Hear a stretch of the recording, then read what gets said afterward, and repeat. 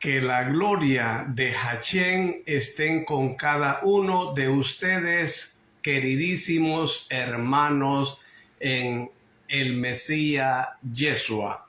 Hoy, hermanos, este programa Fusión Cristiana Universal, que lo preside tu hermano, amigo y servidor, el licenciado Ricardo Ábalos, vamos a estar hablando sobre el perdón.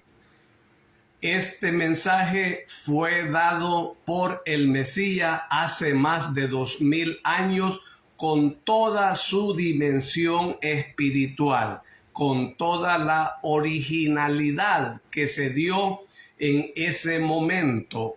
Por lo tanto, hermano, es un lujo para ti, especialmente para tu espíritu, que escuches esta disertación que viene a ser algo preponderante para acceder a las riquezas del cielo.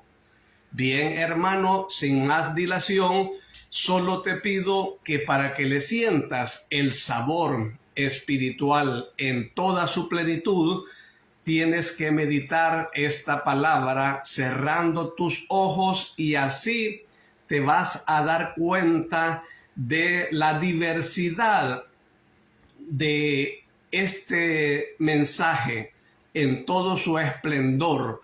Allí vas a darte cuenta en sí espiritualmente cómo fue que el Mesías estaba dando esta cátedra a sus apóstoles.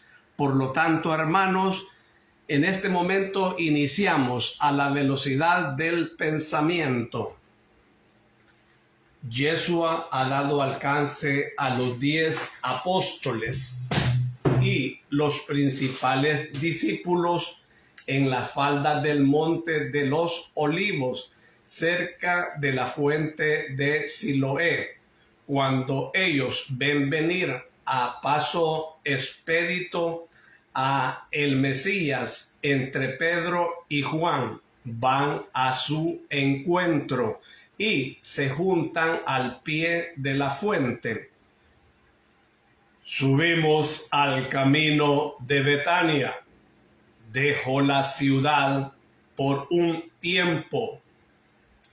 Yendo, os diré lo que debéis hacer, ordena el maestro. Entre los discípulos están también Manaén y Timoneo, que tranquilizados han vuelto a ocupar su lugar. Y están Esteban y Hermas, Nicolás, Juan de Éfeso, el sacerdote Juan, y en definitiva todos los más destacables por sabiduría, además de los otros sencillos, pero muy activos por gracia de Dios y voluntad propia. ¿Dejas la ciudad? ¿Te ha sucedido algo?, preguntan muchos. No, pero hay lugares que esperan. ¿Qué has hecho esta mañana? He hablado los profetas una vez más, pero no entienden.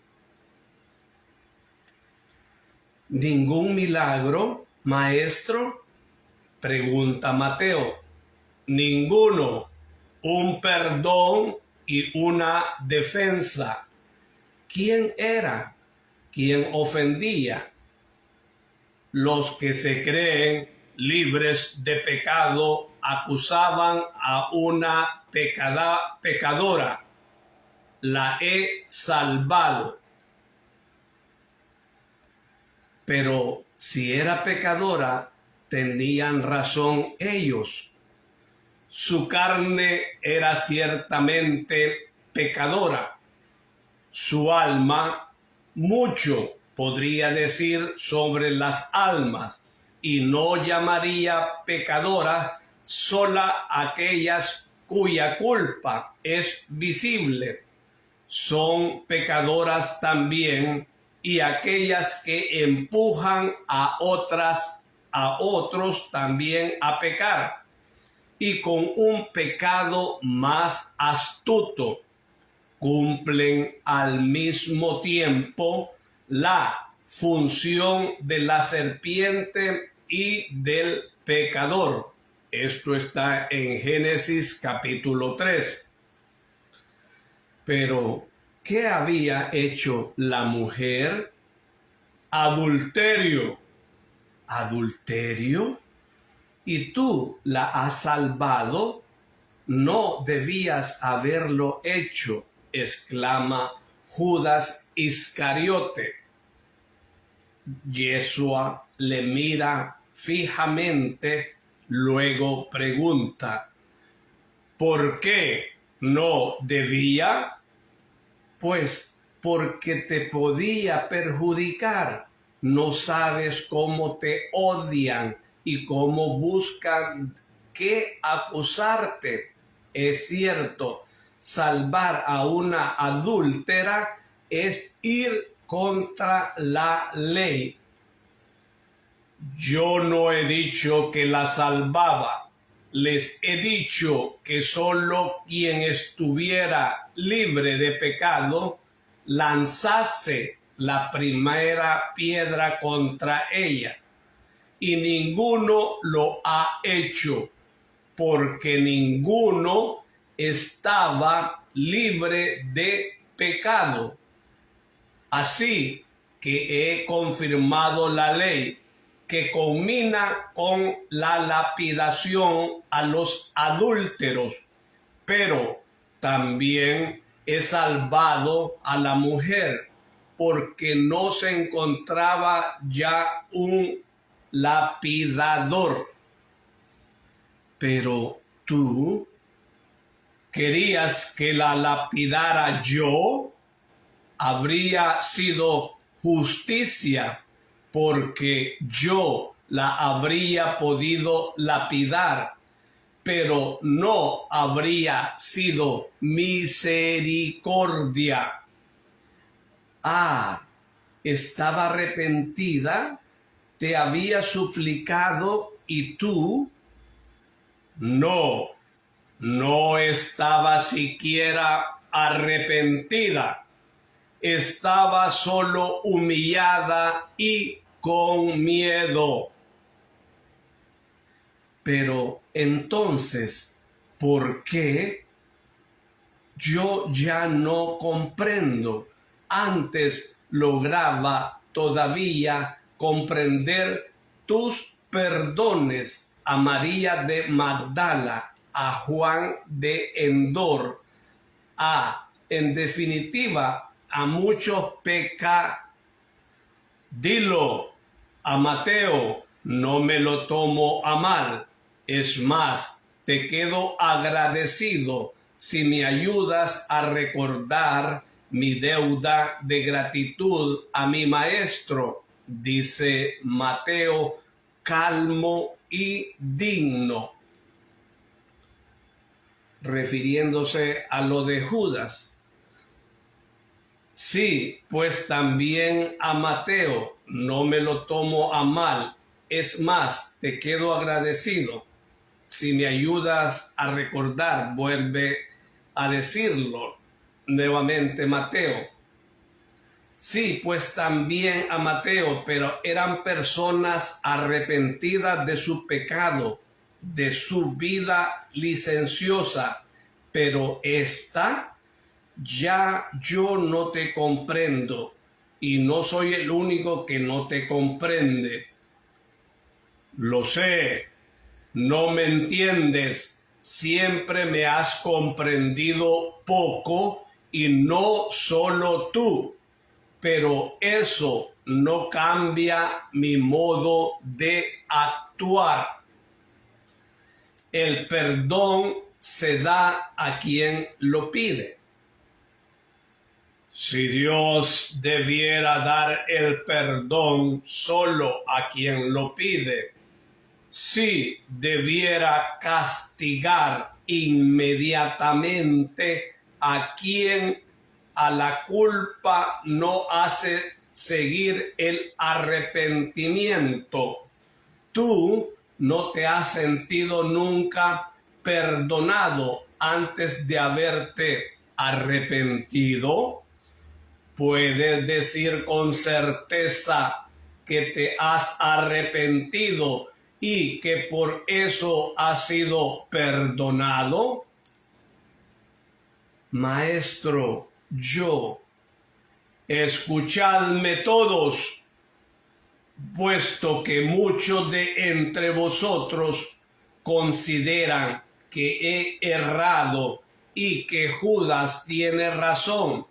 Aquí están Pedro y Juan. Ellos han oído lo que he dicho a la mujer y os lo pueden referir. No he sido un insensato en el perdón. No he dicho lo que dije a otras almas, a las que perdonaba porque estaban completamente arrepentidas.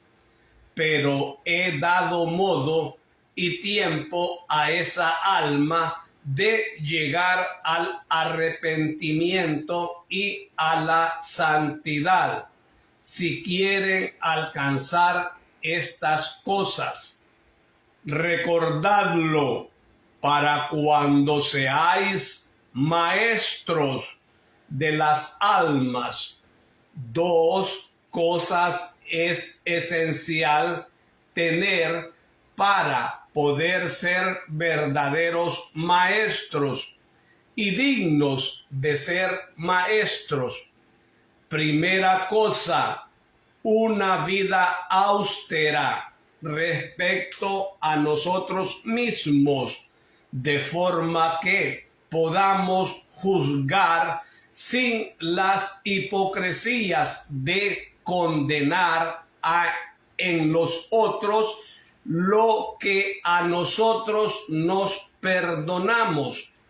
Segunda, una paciente misericordia para dar a las almas la forma de sanar y fortalecerse.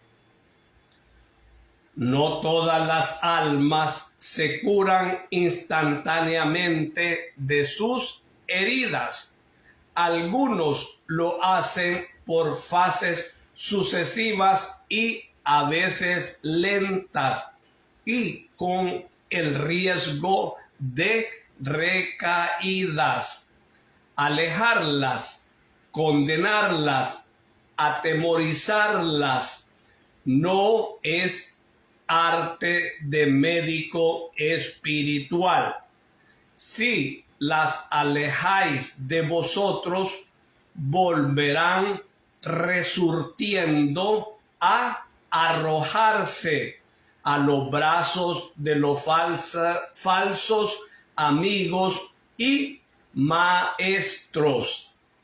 Abrid vuestros brazos y vuestro corazón siempre a las pobres almas que sientan en vosotros un verdadero y santo confidente, sobre cuyas rodillas no se avergüencen de llorar. Si las condenáis y las priváis de las ayudas espirituales, cada vez más las haréis enfermas y débiles. Si las infundís temor en vosotros y en Dios, ¿cómo podrán alzar los ojos a vosotros y a Dios? El hombre encuentra como primer juez al hombre. Solo el ser que vive espiritualmente sabe encontrar primero a Dios, pero la criatura que ha llegado ya a vivir espiritualmente, no cae en culpa grave. Su parte humana puede todavía tener debilidades, pero el espíritu fuerte vela y las debilidades no pasan a ser culpas graves, mientras que el que todavía es mucho carne y sangre, peca y encuentra al hombre. Ahora bien, si el hombre que le debe indicar a Dios y formar el espíritu le infunde miedo, ¿cómo podrá el culpable abandonarse en él? ¿Y cómo puede decir, me humillo porque creo que Dios es bueno y que perdona, si ve que uno que es como Él no es bueno? Vosotros debéis ser el término de parangón, la medida de lo que es Dios, de la misma forma que una moneda pequeñísima es la parte que hace comprender la riqueza de un talento. Pero si vosotros pequeños, que sois una parte del infinito, esto está en Romanos capítulo 12 del 3 al 13 y en Primera de Corintios capítulo 6 del 12 al 20 y en el 12, y lo representáis, sois crueles con las almas. ¿Qué creerán ellas entonces que es Dios? ¿Qué dureza intransigente pensará que tiene Él? Judas, tú juzgas con severidad. Si en este momento te dijera, te denunciaré ante el Sanedrín por prácticas mágicas, Señor, no lo harás. Sería, tú sabes que eso sé y lo sé, pero como puedes ver, inmediatamente invocas piedad para ti y sabes que no sería condenado por ellos, porque ¿qué quiere decir, maestro? ¿Por qué dices esto? Dice muy agitado Judas, interrumpiendo al Mesías, el cual muy calmo, pero con una mirada que barrena el corazón a Judas y al mismo tiempo frena a su turbado apóstol, en quien convergen la mirada de los otros 11 apóstoles y de muchos discípulos. Dice, pues porque te estiman, tienes buenos amigos tú allí dentro. Lo has dicho varias veces, refiriéndose el maestro al Sanedrín. Judas suelta un suspiro de alivio, se seca el sudor, un sudor extraño en este día frío y ventoso, y dice, es verdad, viejos amigos, pero no creo que si pecara y entonces pides piedad, ciertamente soy todavía imperfecto y quiero llegar a ser perfecto. Tú lo has dicho, también aquella criatura es muy imperfecta. Le he dado tiempo para ser buena si quiere. Judas deja de rebatir. Están ya en el camino que va a Betania, lejos ya de Jerusalén. Yeshua se detiene y dice: y vosotros habéis entregado a los pobres lo que os he dado, habéis hecho todo lo que os había dicho. Todo, maestro, dicen apóstoles y discípulos. Entonces, escuchad, os voy a bendecir y nos vamos a despedir. Os diseminaréis como siempre por Palestina. Os reuniréis de nuevo aquí para la Pascua. No faltéis para entonces, y en estos meses fortaleced vuestro corazón y los de quienes creen en mí.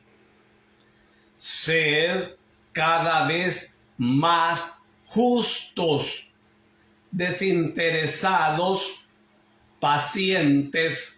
Sed lo que os he enseñado que tienes que ser.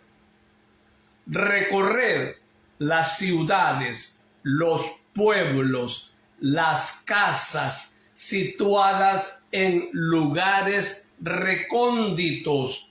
No evitéis a nadie. Soportad todo.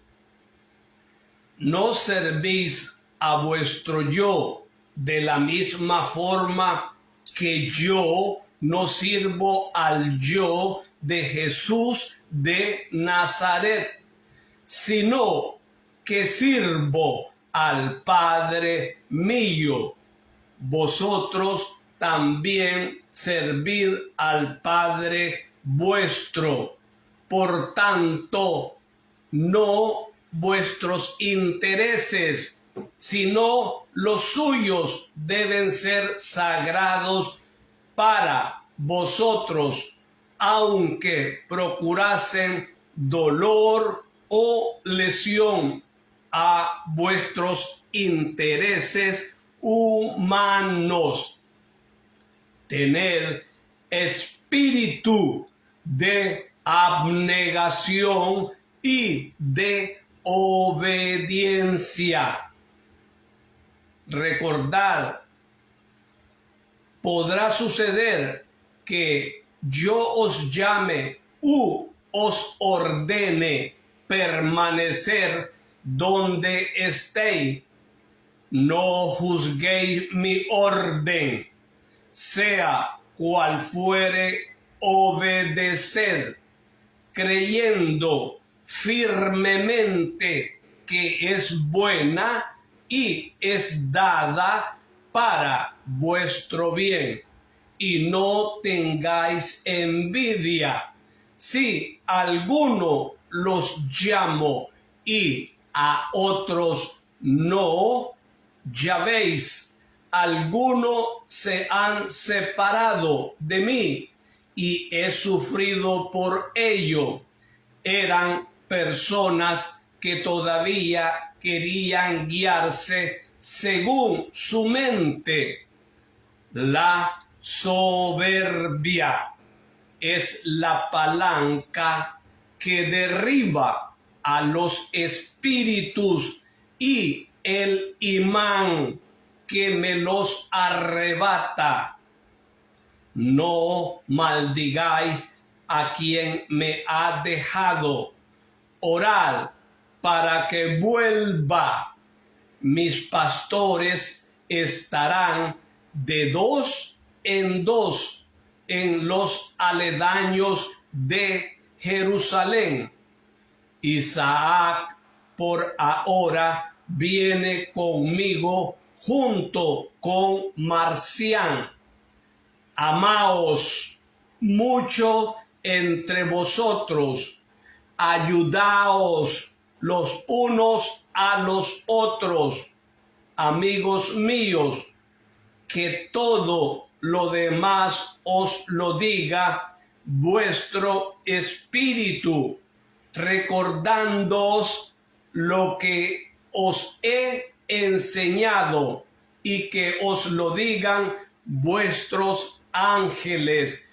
Yo os bendigo. Hermanos, esta es la gloriosa palabra del Dios vivo. Y su pueblo dice: te alabamos, Señor. Hermanos, esto ha estado espectacular, sobrenatural, extraordinario. ¿Por qué? Porque cada uno de ustedes, hermanos, han vuelto a escuchar la palabra específicamente por el Dios vivo, cuyo nombre es Yeshua. Y ante este nombre, los ángeles del infierno tiemblan, les da pavor, porque saben la condena que les espera. Ellos sí conocen el castigo eterno por haberse rebelado. ¿Cuántos están hoy actualmente rebelados? No, pero si yo no estoy en contra del Señor, ¿cómo no vas a estar en contra, empezando por sus mandamientos? Cuando tú no amas a Dios sobre todas las cosas. ¿Por qué? Porque ningún día de la semana guardas. Empezando por el tercer mandamiento que está en Éxodo 28. Bien, para no alejarnos del tema, vamos aquí a hablar cómo el divino Mesías instruye acerca del perdón a los pecadores en el camino de Betania, específicamente en la fuente de Siloé, que es un lugar de gran importancia histórica y religiosa. Se encuentra en la aldea de Palestina de Silguán, justo fuera del perímetro de la ciudad vieja de Jerusalén. Fue construida durante el reinado del rey israelita Ezequías en el siglo 8 a.C. para mantener el acceso de Jerusalén a los suministros de agua dulce. Vemos acá cómo el maestro instruye a el colegio apostólico, y también estaban Manaén y Timoneo. Manaén era el hermano de leche, el hermanastro del rey que estaba en ese momento, Herodes. Y Él había escuchado del maestro y su corazón se dio cuenta de que había algo en especial en él, por lo tanto lo seguía y le contaba cómo estaba actuando su hermanastro Herodes en su palacio. Timoneo era un prosélito que se convirtió al maestro.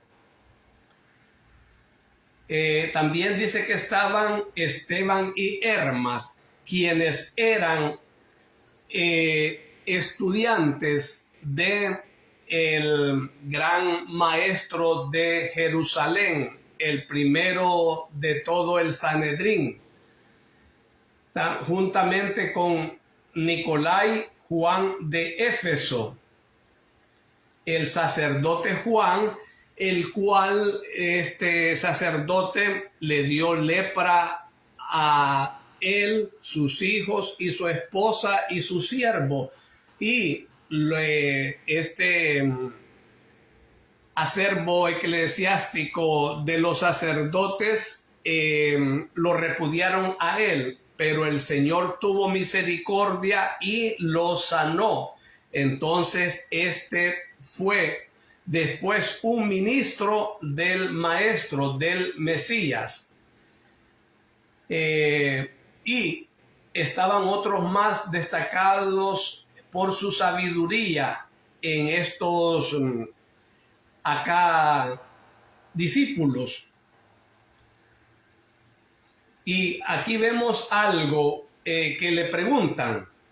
Le preguntaron que qué había hecho el Señor y él les dijo de que no había hecho ningún. Le preguntaron sobre si había hecho un milagro y le preguntó Mateo y él le dijo que ninguno, un perdón y una defensa.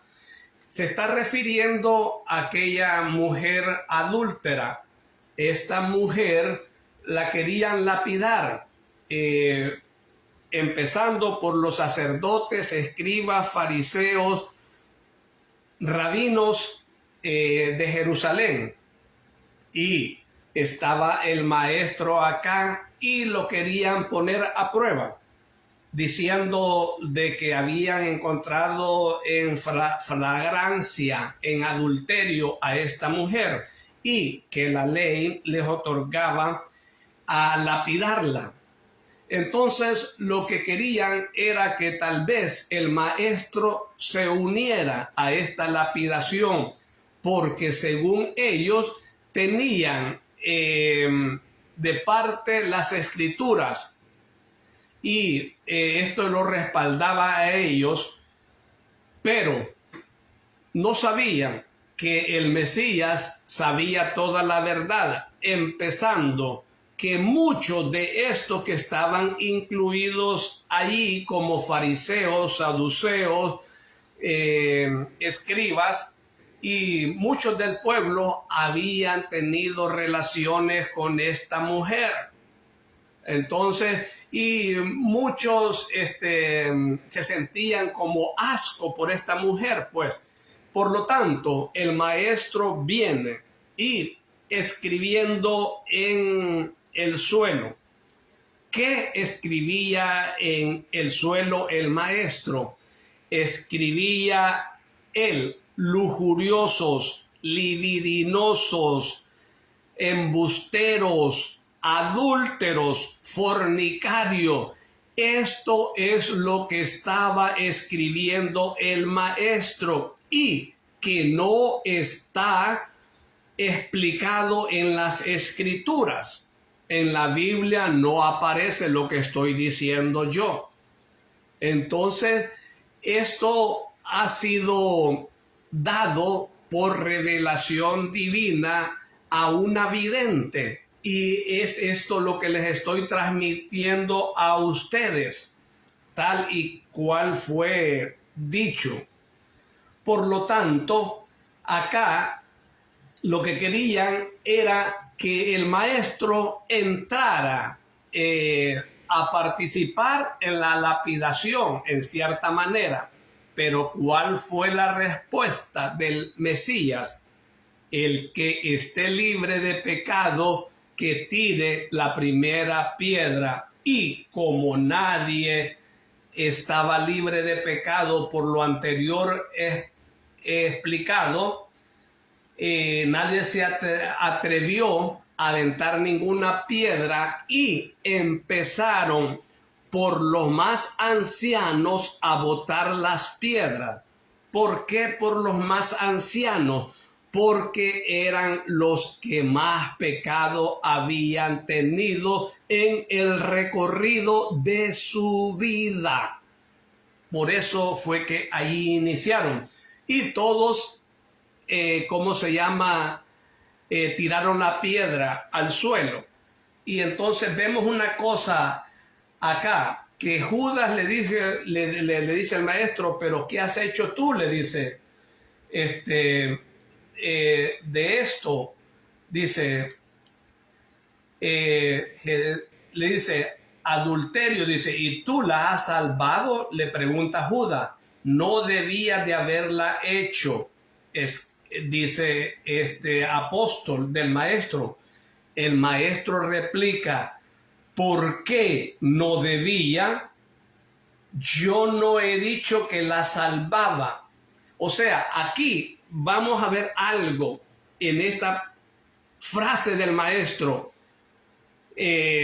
O sea, que aquí toman como que el maestro había dicho a estos del Sanedrín, a estos que siempre estaban en contra del maestro, si el maestro hubiera dicho que la salvaba, o sea que ya no la, o sea, la perdonaba específicamente de su pecado.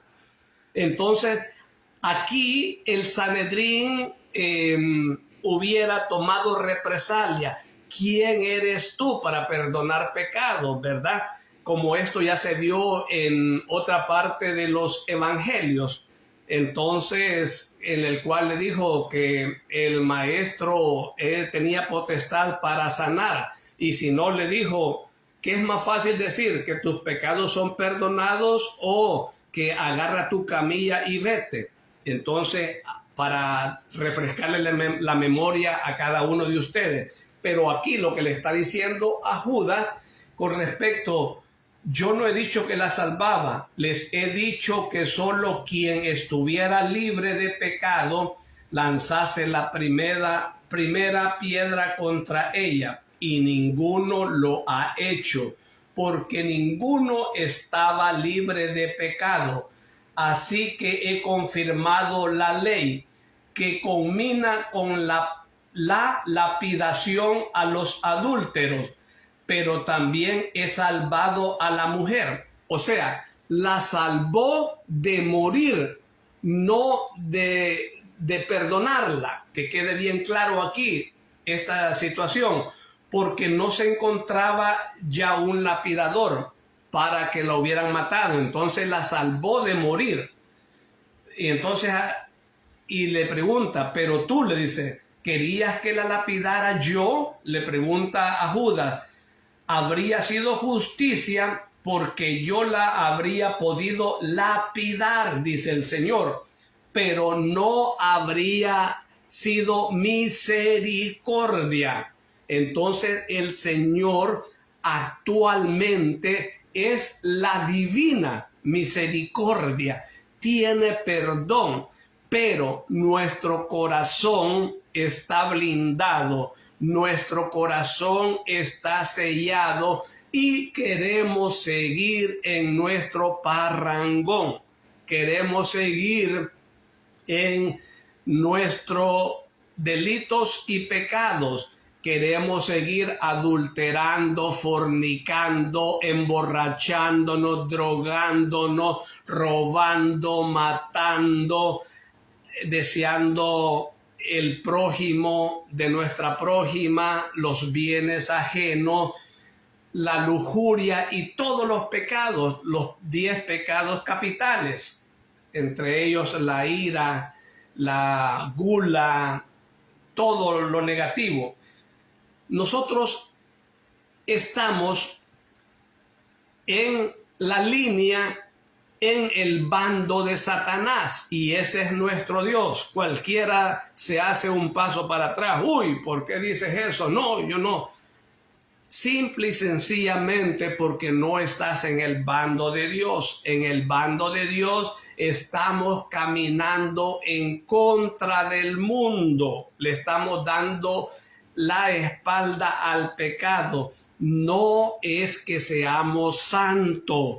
No es que nos estemos justificando. Ya lo he dicho, estamos luchando para un día cuando muramos, allí podamos ser santos, pero no podemos decir soy salvo, soy libre de pecado, soy perfecto. No, estamos luchando con las imperfecciones, estamos luchando contra las injusticias del mundo, diciendo la verdad, aún a costa de nuestra vida.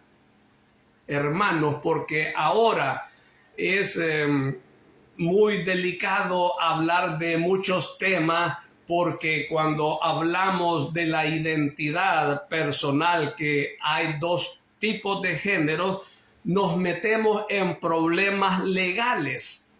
Entonces, y muchos pueden ir a la cárcel y muchos tienen miedo de ir a la cárcel. Por lo tanto, no abordan estos temas en sí. Porque nos puede acarrear múltiples problemas, incluso que los que están en problemas no legales en su situación personal pueden ser deportados. Hasta ahí podría llegar las consecuencias. Por lo tanto, hermanos, en la lid del Señor, en esta vida tenemos que decir que lo negro es negro y lo blanco es blanco, aún sabiendo la problemática que vamos a tener. No importa.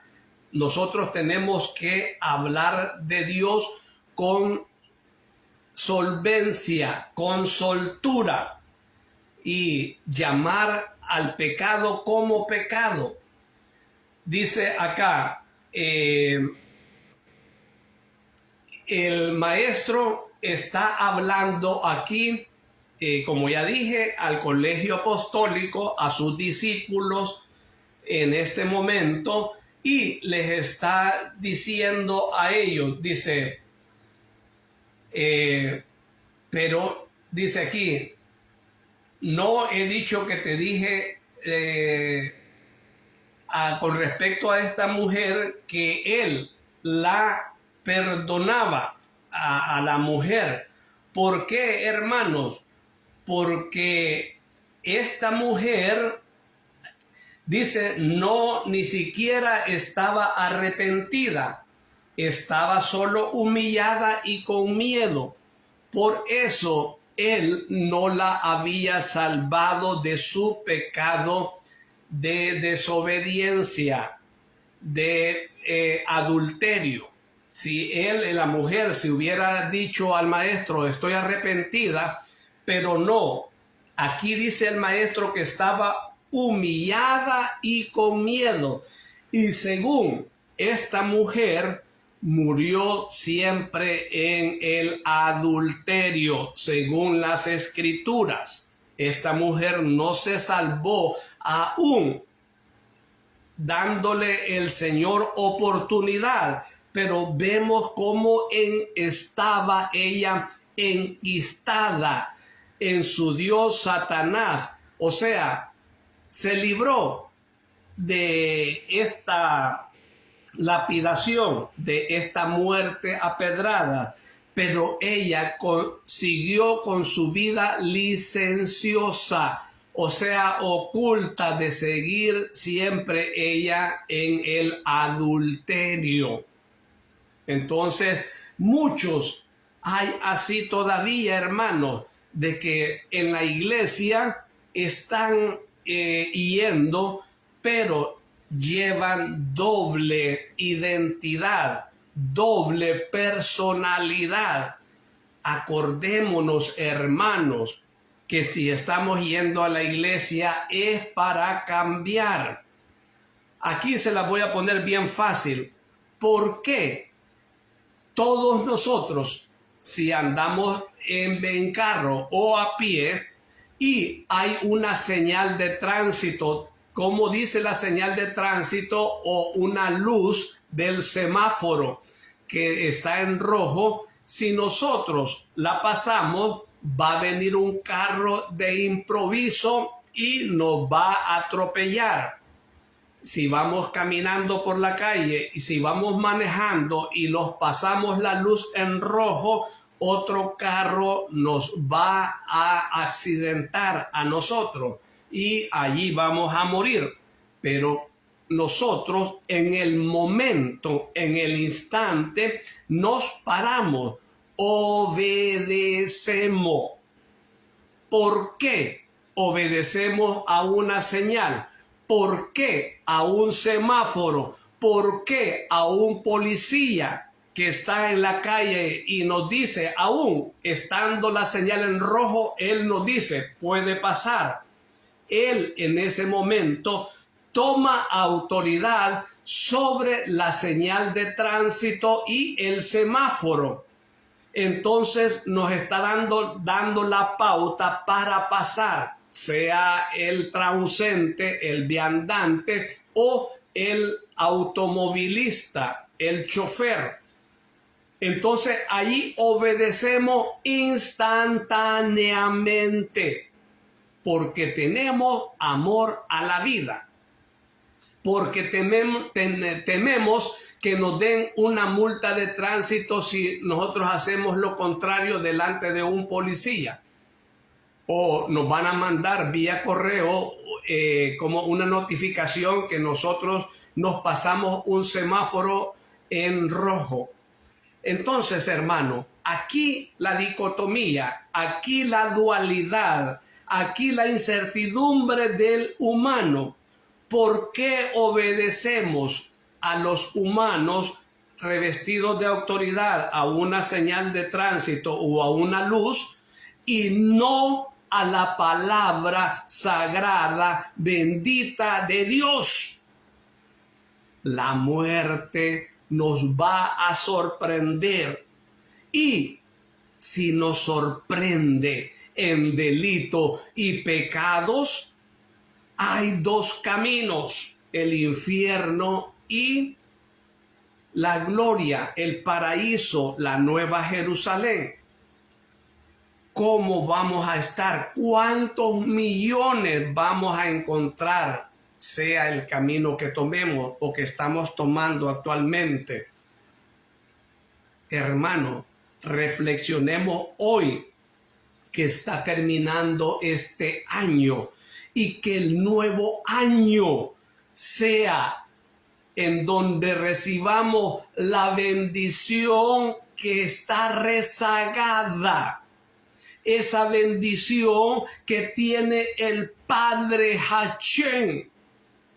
Esa bendición del Mesías Yeshua. De ese Paráclito Consolador Rúa que está tomando la rienda de este mundo, que Él está gobernando, el divino Paráclito Espíritu Santo. Hermano, ya no tomemos la vida como una ruleta rusa. No, porque va a haber un momento en que andemos desorbitados por el alcohol, por las drogas, y allí es donde muchos millones de personas han muerto y se han ido a la otra vida a condenarse. ¿Cuál es la defensa nuestra? ¿Y quién ha venido de allá? Yo no he visto ninguna alma que me ha dicho que hay otra vida. Esa es la respuesta ignorante que recibimos muchos para que no lo sigamos reprendiendo. Pues bien, el que por su gusto muere, que lo entierren parado, ¿no? El que por su gusto muere, ya saben a dónde se va a deslizar y a dónde va a ir a caer. Si quiere a una vida de abundancia, allá donde hay paz, armonía, hay amor, o a los gritos y quejidos al rechinar de dientes. Hermano, reflexiona si estás vivo todavía hoy.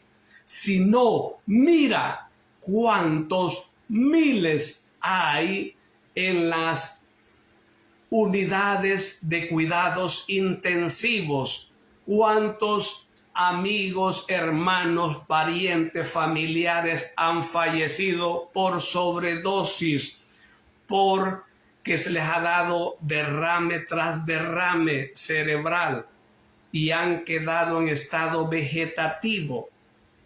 Y así, ante estos parámetros, tú no haces caso, no escatimas de que la muerte está cerca.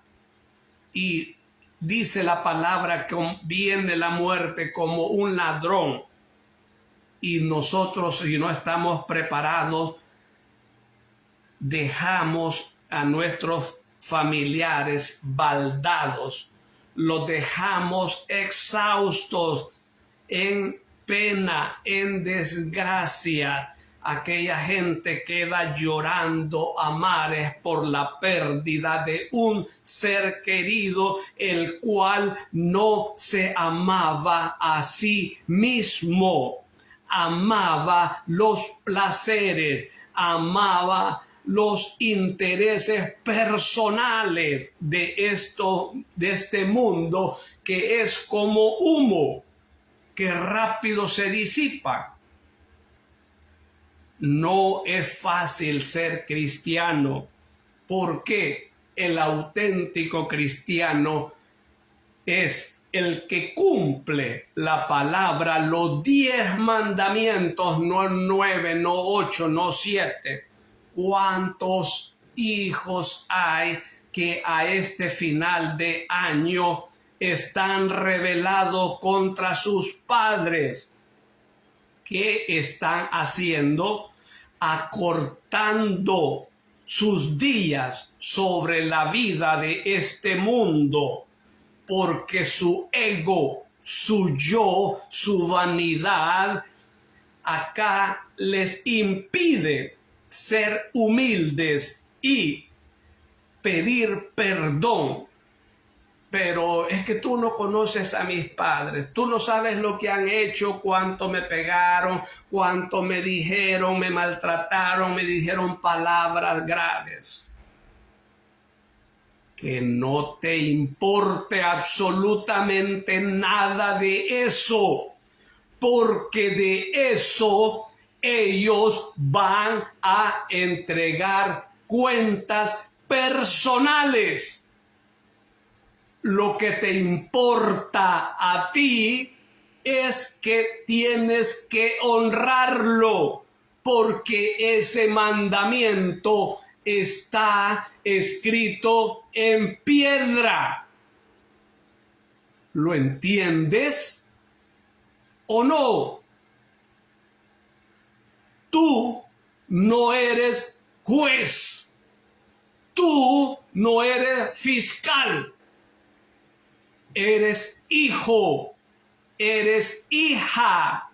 Por lo tanto, si el padre se equivoca, vuelve a mandar, no sobre tu voluntad que tú quieres que haga lo que a ti te place. No, eso es deshonra. Acuérdate que el Dios vivo, Él se hizo verbo, se hizo carne, se hizo palabra y vino a vivir entre nosotros hace más de 2000 años y quiso tener un padrastro, quiso tener una madre, y el Dios absoluto quiso ser gobernado, quiso que lo mandaran. Cuando la madre o el padrastro decía, por favor, tráeme la escuadra, por favor, tráeme el serrucho, hijo, ve, tráeme un vaso de agua. Y la madre, hijo, ve a traer agua que no tenemos. Ante todas estas manifestaciones, el gran yo soy, Yeshua el Mesías, iba felizmente corriendo a obedecer cada favor que le pedía su madre y su padrastro San José. ¿Cómo es eso? No entiendo. El Dios vivo honró en vida. Fue un ejemplo de amor vivo. Cumplió el cuarto mandamiento en toda su plenitud, en toda su dimensión espiritual, enseñándonos que Él es completamente, si se llamase un nombre, como yo lo llamase, porque Dios tiene muchos nombres: Elohim, Adonai, Yahvé, Sebaot, Rafat, Jiret, tiene muchos nombres, pero yo lo llamaría amor, amor Dios. Eso es lo que nos enseña Dios en el cuarto mandamiento, que siendo Dios se baja a una escala menos para obedecer. Él, como Dios, obedecer a sus padres. Qué lindo, qué bella este día en el cual muchos están llorando al no haber comprendido el cuarto mandamiento, y hoy lo están comprendiendo y entendiendo en toda su magnitud. El Dios omnipotente, omnisapiente, omnipresente, el que absolutamente todo lo puede, quiso ser mandado, ser gobernado. Pero la diferencia es que estos padres eran un amor, eran justos, eran santos, eran castos. Nosotros podemos lo mismo cuando pedimos perdón de haber actuado mal sobre nuestros hijos, y viene la gracia divina sobre nosotros que somos padres. Qué bello. Si supieran, hijos, que si ustedes vinieran hoy a cada uno de sus padres, nos harían llorar de alegría, de amor, de felicidad. Pero la soberbia les impide a este momento bello de ser solidarios con los que nos trajeron a este mundo. Por ellos hemos gozado, por ellos nos dieron la oportunidad de ser quienes somos. Gracias a ellos, muchos fueron abortados. Ellos no tuvieron la dicha de venir a este mundo. Solo con eso debemos de ser agradecidos de por vida, que nos dieron una oportunidad de vivir, de vivir, de vivir. Hermanos, reflexiona.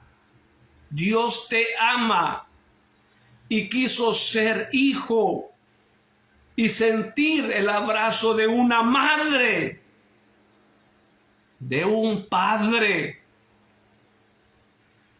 Porque tú no quieres que te abrace tu madre y tu padre pecador. ¿Eres más grande que ellos? No. Absolutamente que no. El hombre o la mujer más grande puede tener el cargo más alto profesionalmente sobre la faz de la tierra, pero si el humilde padre o madre es más grande y más importante. ¿Por qué? Simple y sencillamente porque hay un mandamiento y es el cuarto que lo respalda. Honrar a padre y madre. Ese mandamiento lo respalda a ellos. Y es por eso que tú, antes que al clero, antes que un sacerdote, que un pastor cristiano, que un rabino, tú tienes que honrarlos a ellos primero, porque es mandamiento. No hay mandamiento que dice que tenemos que honrar primero al clero. Que quede muy bien claro hoy. A ellos los tenemos que honrar con todas sus necesidades, primero espirituales, orando por ellos, luego materiales, dándoles lo que ellos necesitan, tanto monetariamente como sus medicinas, como sus alimentos, tal y cual fueron ellos cuando nosotros estuvimos infantes, pequeños, párvulos. La vida cambia. Ellos nos ayudaron primero durante los primeros 18 años. Nosotros después iniciamos esa etapa de devolver con gratitud lo que ellos hicieron primero por nosotros. Y es así que el Señor dice en el cuarto mandamiento que aumentará los días sobre la faz de la tierra. Es único el cuarto mandamiento que va con promesa de una extra vida sobre la faz de esta tierra. Hermanos, esto ha estado formidable. Esto ha estado completamente extraordinario. Si te ha gustado, por favor, en el nombre del Dios vivo, viraliza, manda este mensaje, porque hay muchos hijos que no quieren ser bendecidos por Dios. Porque la bendición, primero aquí dice el perdón. Tenemos que recibir primero el perdón de nuestros padres para ir con un corazón limpio y pedir a Abba Padre, perdóname. porque el Padre nuestro dice, perdona nuestras ofensas, pero si yo estoy ofendiendo en esa ofensa contra nuestros padres de la tierra, el Señor no me va a perdonar. Tengo que dejar la ofrenda no en el altar, la tengo que dejar en el stand-by, la tengo que dejar en pausa para que esa ofrenda lleve así al Señor. Primero tengo que hacer las paces con nuestros padres terrenales para que luego cuando Dios miró, no nos vamos a sobrepasar nuestros padres, porque el Señor le plugó, quiso primero, haz las paces con tus padres de la tierra para luego yo perdonarte, porque si tú tienes un pecado, ese pecado me impide a mí, dice Dios, bendecirte. Quiero que estés libre de culpa para yo obrar. Si no, tú me detienes y no puedo obrar. No voy a suprimir ese cuarto mandamiento si lo he dado y mi hijo Yeshua lo cumplió en la tierra personalmente, es porque estaba cumpliendo mi voluntad. Y yo no voy a estar sobre la voluntad de mi hijo Yeshua. Él honró a su madre, la Virgen María, a su padrastro San José. Y asimismo tienes que honrar tú a tus padres pecadores también, para que yo te dé la absolución. Reflexiona.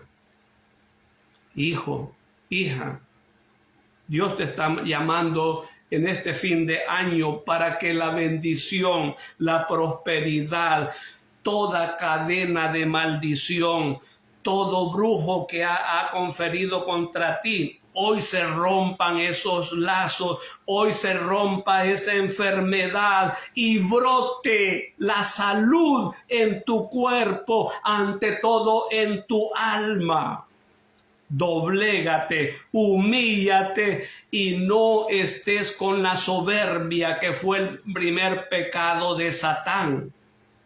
No sigas a ese Dios, sígueme a mí, dice el Señor, que soy manso y humilde y que di hasta mi última gota de sangre porque te amo, porque eres especial, porque yo puedo quitar tu vicio, dice el Señor, puedo quitar tu enfermedad, puedo quitar tu hambre, puedo quitar ese divorcio, puedo sanar tu alma, tu espíritu, tu cuerpo, puedo prosperarte, porque para el Señor es fácil hacer rico al pobre en un instante. Por sus llagas hemos sido sanados, somos sanados hoy. Reflexiona, hermanos, alabado sea el Mesías, por siempre sea alabado, y a su nombre gloria, y a su gloria más gloria. Nos vemos el próximo Shabbat, si Dios lo permite.